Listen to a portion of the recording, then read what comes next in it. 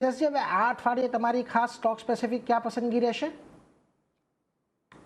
તો મારી પહેલી પસંદગી છે કોલગેટ પામોલિવ લિમિટેડ. આ સ્ટોકમાં એક બ્રેકઆઉટ આવી ચૂક્યું છે અને સ્ટોક જે છે ફ્રાઈડેના સેશનમાં 200 દિવસની મૂવિંગ એવરેજની ઉપર ક્લોઝ આપ્યો હતો ડિસિઝિવલી. મને લાગે છે કે આ સ્ટોક આવનારા દિવસોમાં આઉટ પરફોર્મન્સ બતાવશે. 10-20 ડેનું મૂવિંગ એવરેજ ક્રોસ ઓવર બી છે, પ્લસ શોર્ટ ટર્મ અને લોંગ ટર્મ મૂવિંગ એવરેજની ઉપર સસ્ટેન કરી રહ્યો છે. અને જેમ કે બજારમાં દબાણ છે, તો મને લાગે છે થોડા defensive stocks will do well. તો કોલગેટમાં કરંટ ભાવે કાં તો ડીપમાં ખરીદી કરવાની સલાહ રહેશે. સ્ટોપ લોસ રાખવાનો હશે 2099નો પહેલો ટાર્ગેટ રહેશે 2300 ને બીજો ટાર્ગેટ રહેશે 2400નો.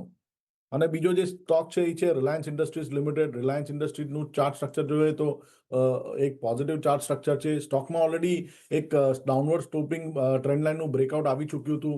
સ્ટોકે એક સ્વિંગ હાઈ બનાવ્યો હતો ઇન ધ રેન્જ ઓફ 1470-73ની આજુબાજુ. એના પછી સ્ટોક એક કરેક્શન મોડમાં ચાલી રહ્યો છે. એક્ઝેક્ટલી 200 દિવસની મૂવિંગ એવરેજની આજુબાજુ સ્ટોક આજે સપોર્ટ લઈ રહ્યો છે. તો મને લાગે છે રિસ્ક રિવોર્ડના હિસાબે કાફી અટ્રેક્ટિવ છે સ્ટોક એટ કરંટ લેવલ. તો કરંટ ભાવે આ તો ડિપમાં ખરીદી કરવાની સલાહ રહેશે રિલાયન્સ ઇન્ડસ્ટ્રીઝમાં.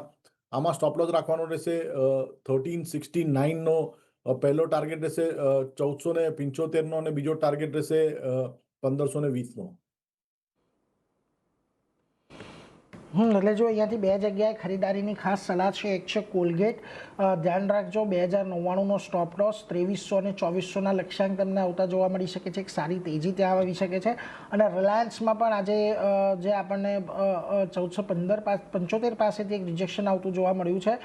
થોડી ઘટાડે અહીંયા પણ હજી ખરીદદારી કરો. 1369ની આજુબાજુનો સ્ટોપ લોસ, 1475 સુધી ફરી પાછો જાય છે અને પાર કરે છે તો 1520 સુધીના લક્ષ્યાંક પણ આવશે. એટલે એના પર આ બંને પર તમારે નજર રાખવાની. આ ઉપરાંત આજના દિવસે જો એબીબીના એક પરિણામો આવ્યા.